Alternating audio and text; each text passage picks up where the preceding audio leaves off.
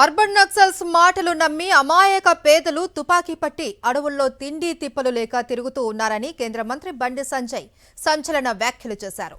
ఏ party అధికారంలో ఉన్నా పైరవీలు చేసుకుంటూ ఆస్తులు పోగేసుకుంటున్న అర్బన్ నక్సల్స్ పట్టణాల్లో జల్సా చేస్తూ ఉన్నారని అన్నారు. మావోయిస్టులారా, అర్బన్ నక్సల్స్ నమ్మి ప్రాణాలు కోల్పోవద్దు అన్నారు.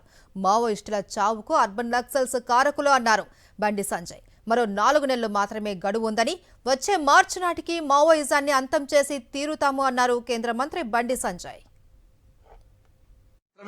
సమయం ఉంది. అమిత్ షా గారి యొక్క లక్ష్యం 2026 మార్చ్ మావోయిస్టులను అంతం చేయడమే లక్ష్యం. అమిత్ షా గారు ఒక మాట అంటే మాట నిలబెట్టుకునేటువంటి వ్యక్తి. మీకు అవకాశం ఇంకా 4 నెలలు ఉంది. వాళ్ళ హిడ్మా ఇవాళ పెద్ద నాయకుడు, మావోయిస్ట్ సంబంధించి జాతీయ స్థాయి నాయకుడు.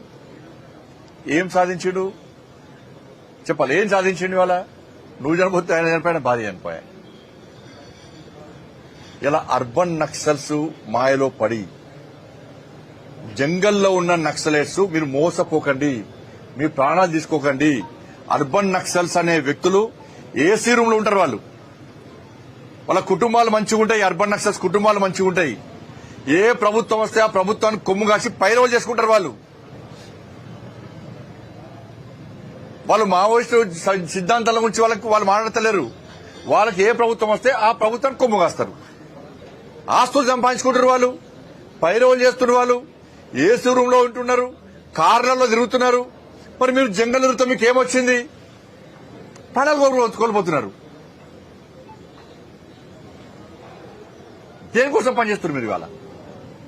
మరి అర్బన్ నక్సల్స్ మాట విని మీరు మోసపోకండి.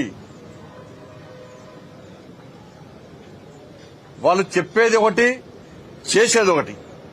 కానీ ఇప్పటికైనా నేను మళ్లీ అప్పీల్ చేస్తున్నా, ఎవరైతే అండర్ గ్రౌండ్ లో ఉన్నారో వాళ్ళందరూ కూడా వాస్తవాలను గ్రహించండి. మీ సిద్ధాంతాన్ని ప్రజలు నమ్మలేరు. అనవసరంగా మీ ప్రాణాలు తీసుకోకండి.